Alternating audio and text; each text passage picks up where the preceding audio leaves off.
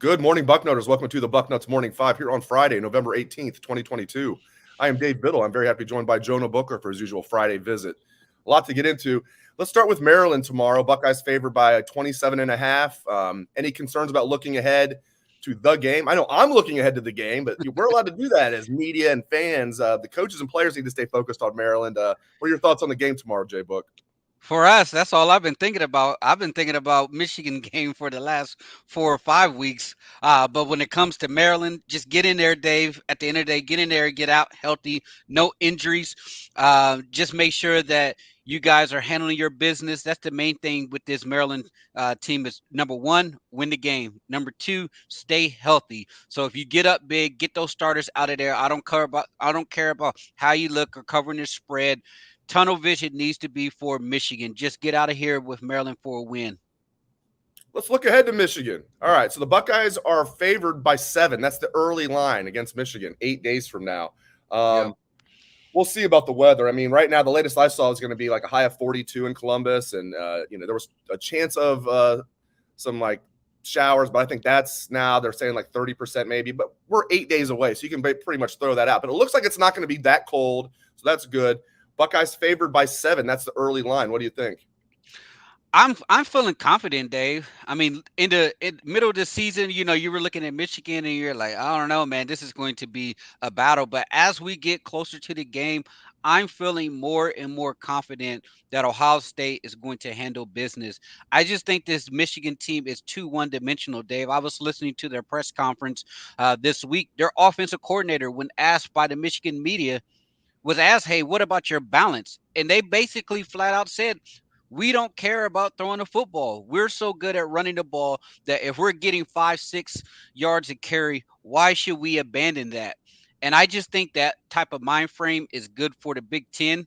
That's not how you're going to be able to win nationally. And to me, Dave, get out fast if you're Ohio State. Right. Put Michigan in the box. They want to play you in the phone booth, but hey, let's spread you out. Let's go tempo. Let's pick up the pace here and get you out of your comfort zone. Put the pressure on JJ McCarthy to show that he can actually play some big time football in this rivalry game. And let's see what Michigan can do if they're behind. I know we had talked about it. Give me the coin. If you're going to win that coin flip, give me the football right now so that we can get out on Michigan and put the pedal down to the metal and make them play our game as opposed to us having to play their game where they want to have 7, 8 minute drives. I have a question here. I want to get to this before we move on. Pretty ominous the way Ryan Day answered the Jackson Smith and Jigba question yesterday, right? Because he said a few weeks ago, he said that he expects that Jackson will be back at some point this season. And a reporter asked him point blank, you said you expect to have him back. Do you still expect to have him back this year? And even the look on his face, Jonah, it was over Zoom. He kind of was like, well, I wouldn't say I expect it. It's more hoping. It's like, oh, gosh. Man, I'll be surprised if we see him. I'll just cut to the chase. I'll be surprised if Jackson Smith and Jigba comes back this year. Hopefully I'm wrong. Hopefully he comes back for the playoffs, the national championship game. I don't think we're going to see him against Michigan. I just hope we see him at some point this year. But if I was a betting man, I would say we probably won't.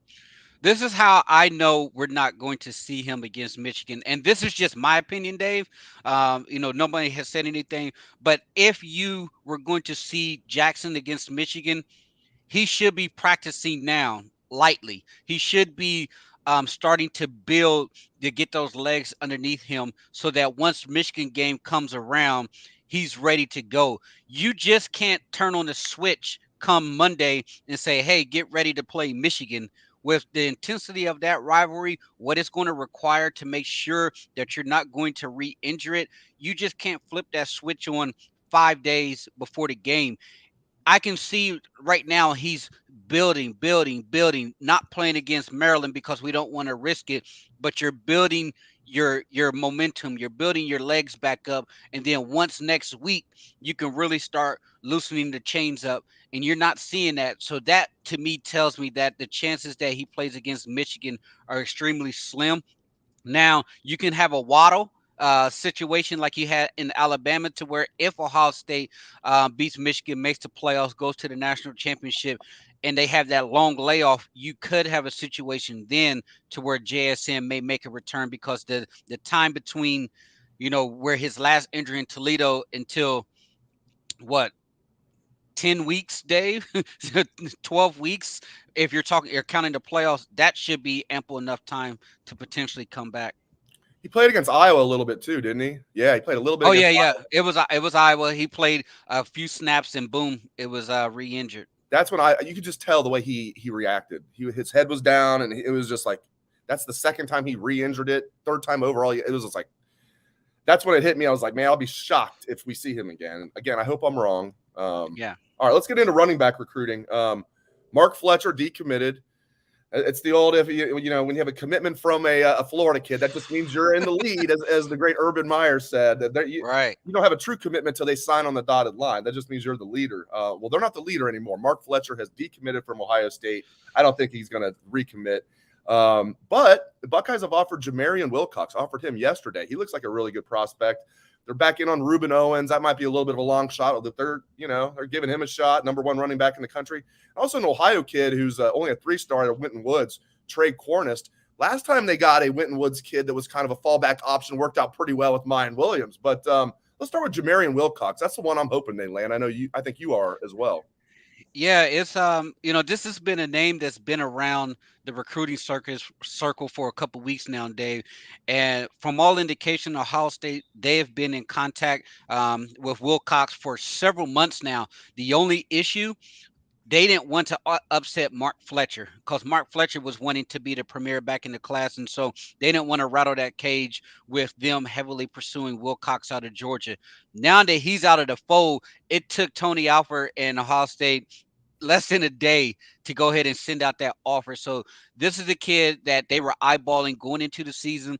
He's played extremely well throughout Georgia, playing against some really good competition. And this is a kid that has a Clemson offer. He has about 15 offers. There's some smoke on the Georgia board that they could potentially looking at Wilcox as a late kid to add as well. But I like what they're seeing right now. Get them up for the Michigan game here. And as you mentioned, the Winton Woods kid, you never know. Those kids, when it comes to the 3-star Ohio kids, they always perform at a high level if given that opportunity to play at Ohio State. And the Reuben Owens, that's one of those recruitment days that has NIL written all over it. I mean, you're talking about a 5-star kid that's going to Louisville of all places. So I don't know how Ohio State's going to feel about jumping into that NIL type of battle when it comes to Reuben Owens. So I would be surprised to see us have any type of momentum with him. Just get him up on campus to see if there's any legit interest. I've had a couple of questions about the young man from Hoban, the running back from Hoban. Is that Lamar Sperling? Do I have that right? Is that who they're? Yeah, Lamar Sperling from Akron Hoban. He's a 3-star kid. I don't think Ohio State's even looking at him. He's committed to Buffalo. Excellent senior season, but I haven't heard that Ohio State's in on Lamar Sperling, to answer the question from one of the listeners. So yeah, I haven't heard anything, and I think they probably have some guys that are a little bit higher on their board that they're going to go after. Like I said, the Wilcox kid, this is not something that just came out of the blue. They've been in contact with Jamarion Wilcox out of Georgia for several months now, and it's just a matter of, hey, we lost Fletcher. We didn't want to really rock the boat when Fletcher was a commit, and now that he's probably headed to Florida or Miami, now they felt the need to, hey, really jump in with Wilcox, feet first. So I think that might be the one to keep an eye on. All right, you ready for our debate that we teased on Twitter? So I put a tweet on Twitter. I said, if it ain't go, broke, Dave. right? Because I said, I'm like doing my story for the college football playoff after they did there was the double overtime game, and I'm like, when is this game going to end? It was a good game between Michigan State and Kentucky, so I'm sitting there waiting for that to end, writing my story. Ohio State stays at number 2, and it hit me. Why are we moving to 12? And I know why we are. It's all about money. It's all about money. Anybody who thinks they're moving to 12 for the greater good of college football, forget about it. It's all about money. And I'm sitting there thinking, I'm like, you know what? Right now, Alabama would be in for sure if there was 12. Right now, Alabama's out, and I love that. I love Jonah. I'm going to give you the floor. Don't worry. I love that college football has the most important regular season by far in American sports. I mean, it's not even a close second. I mean, it's like And I like the fact that the game this year is basically a quarterfinal game. Yeah, the loser could possibly get in, but it's basically a quarterfinal game this year. Next year, or whenever they're going to have 12 teams, it won't be next year. When they have 12 teams, this year would just be for seeding purposes. Ohio State and Michigan would be in for sure. It would just be for seeding purposes. All right, I think it should stay at 4. I like 4. You like 12. Dave, My friend. anytime you can pull the power out of the corrupt playoff committee's hands, you got to sign up for it. This thing right now is a sham. It is a total sham tilted towards the SEC. The way they rank these SEC teams, it's a total mockery because they will rank them high to make an argument to say Team X strength of schedule is stronger because they beat 7, top 25 SEC teams. Well, some of those teams shouldn't even be in the top 25. They should be, out of there.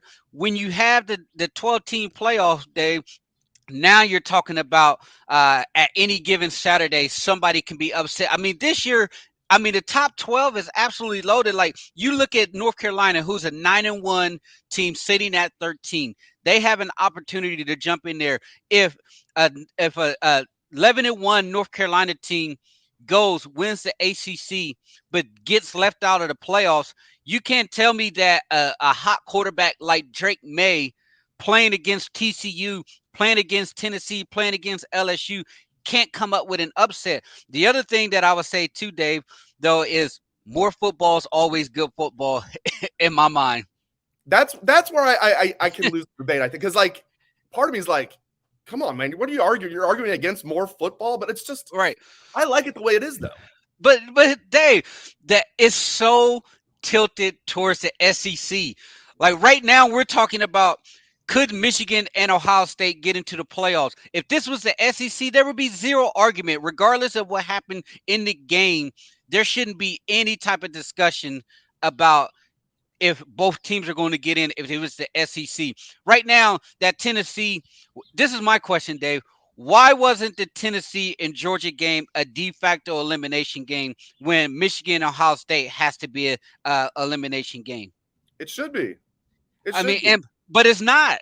Tennessee's right there knocking on the door. The fact that Alabama is sitting in the top 10 tells me that, yeah, this Alabama team is in the top 10, but this is not a very good Alabama team. I truly believe that if you send Alabama up north to go play, at Michigan, go play out at Utah, I feel like this Alabama team is ripe for the pickings. I just think that when it comes to the 12-team playoff, every other sport in the country has a former playoff. You look at the NFL right now, Dave, because a lot of people say, well, it devalues the regular season. The Buffalo Bills are against the rope. Why? Because the Buffalo Bills, if they don't win out, the road to the Super Bowl has to go through Arrowhead in Kansas City. So there is some type of precedence to say, hey, even though the NFL, you can lose games, there is a lot of pressure to win every game. So if you're Ohio State and Michigan, would you rather win out, get a bye, be in a softer bracket, or be Michigan, who's going to lose next week, and then be in Georgia and an Alabama bracket? So I do think there is an opportunity to really preserve the regular season. My question is, what are they going to do with the bowls, like the Rose Bowls, those type of bowls and everything? I think that's really going to devalue it, but I'm all for 12 for my main reason, Dave. It pulls the power out of the corrupt selection committee's hands, because at that point, give me your top 4 teams with a bye. After that, you can have all the debate that you want to. But right now, I think it's insanely crooked towards the SEC bias. Listen, I'm all for democracy. I think 100% of the commenters are on your side, so I should just move on. We had some people that are kind of in the middle. Like, we should do 8. I'll be good with it. I don't think one person has agreed with me, but we've had so many people. I agree with you, JBook. Preach, JBook. You're right, JBook. No one has said you're right, Dave. So I'll just shut up now. But if there was 8, I would be good with 8. I would be good with 8. You'd be good with 8? Okay. Yeah. That's a good compromise. 12 to me is too many. It's too Yeah. many. Although one thing I'm going to argue against one thing I do like about the 12 that I love about the 12-team playoff is we're going to have on-campus playoff games for the 5 through 12. Unless Kevin Warren gets his way, then he doesn't want on-campus. It doesn't make any sense to me. My little boy's on his way to school. And okay, well, yeah, you got to say good. You got to. I love it. Can Hi. you say hi? Hi, buddy. Hi, I'm Dave. This is Dave. This is Kyler. He's on his way to school, and he wanted to come and say goodbye to me. Well, we just cutened up the show there. Hi, Kyler. Well, have a good day at school, my man. All right, you have a good day, buddy. I'll talk to you later, okay? We'll get you just a couple more. We'll get you out of here, buddy. Sorry we couldn't get the show done before you had to say No, goodbye to your. that's Um, okay. okay. Spider Celery on YouTube. Do you guys think Dallin will be the starter this week? What do you think, JBook? Um, that's a great question because that Dave said that they expect Henderson to be back. If Henderson's back, then I could see him being the starter. But at the same time, I want to see Dallin Hayden get a significant amount of carries here, Dave. I want to make sure that we get to the Michigan game with Henderson healthy.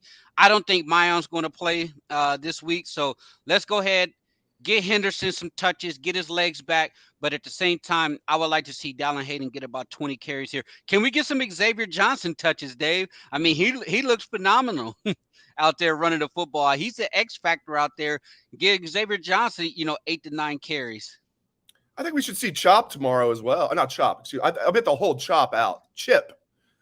I think even if he could play, and thank goodness I had the moms on the show Wednesday. That was really cool. C.J. Stroud's mom, Paris Johnson's mom, and Mayan's mom. And Mayan's mom says nothing's broke. He's banged up, but sounds like to me, if the Michigan game was tomorrow, he'd probably play. But they're going to hold him out, is my guess. Hopefully, we'll see some Chip train him.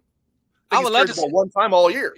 Yeah, I would love to see what we can do with him. I mean, he is an absolute tank. If they can get him some touches and stuff, Dave, I'm all for it. No doubt about it. I got a couple more minutes if we want to go through some of these questions, Dave. Yeah, definitely. Now that we've sent your kid off to school, we had a lot of comments about cute kid. That's right. Dave, you should do a show with my parents. No, I don't think so. My parents, no. They might like it. I don't know. They're very old, but they're awesome. Okay. Tom here on YouTube. Do you guys think Tommy Eichenberg's injury is affecting his tackling? I mean, he's got that wrap on his hand.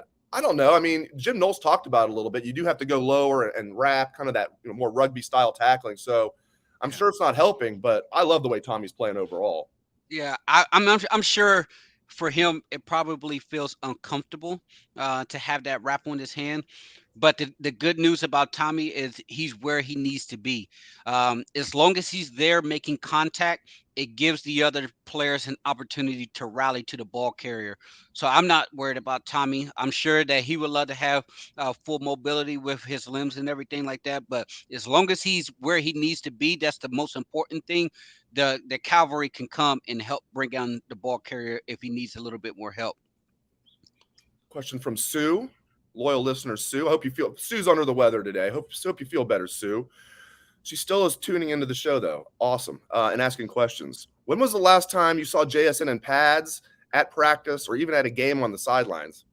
That's true. I mean, there was talk that he was there for the Indiana game. But I don't know. I mean, I heard that like last week he went to California to get a second opinion. He'd already seen Dr. James Andrews. When I heard he was out in California, I was like, uh-oh. That just reinforces what I think, that he's probably done. And I'm sure he's getting a lot of advice. People are telling him, you should probably just sit out. But I don't know. He hasn't been in pads in a long time at practice. So we don't get to see practice itself, but we get to see the guys coming off the practice field every Wednesday. And I haven't seen him out there, and I haven't seen him in pads in a long, long time. Yeah, I was just going to say, Dave, like I was saying earlier, and kind of touches on Sue's question. Like, when's the last time the guy been on pads? You can't expect him to just, flip on the switch, throw on the pads, and get ready for Michigan. If there was going to be an appearance by him for the Michigan game, this week should have been the lead up time to really start easing him in and start building it up for next week. And you haven't heard anything about him being in practice, trying to give it a go. Let's get one more, since you're a former DB yourself. Another one from Spider on YouTube. Who will be the standout DB for this Maryland game, JBook? I'm still rolling with Lathan Ransom. I mean, the kid is on fire right now. The way he's playing like he deserves the defensive back All-American type of awards. I feel like he's an first team All Big Ten type of player. So why deviate from the kid that's playing out of his mind right now? So I'm going with Ransom. He's the man. He's Jonah Booker. Really appreciate it, JBook. got a chance to meet your son. That was cool. Kyler, that was really cool. Thanks to JBook. Appreciate it very much. Appreciate all the listeners and viewers for tuning in. I'll be with you right after the game tomorrow for What We Learned Live. So join us for What We Learned Live right after the game tomorrow. Thanks again to JBook. Thanks to all of you. Hope everyone has a great rest of your day. Great weekend. Enjoy the game tomorrow, Bucknutters.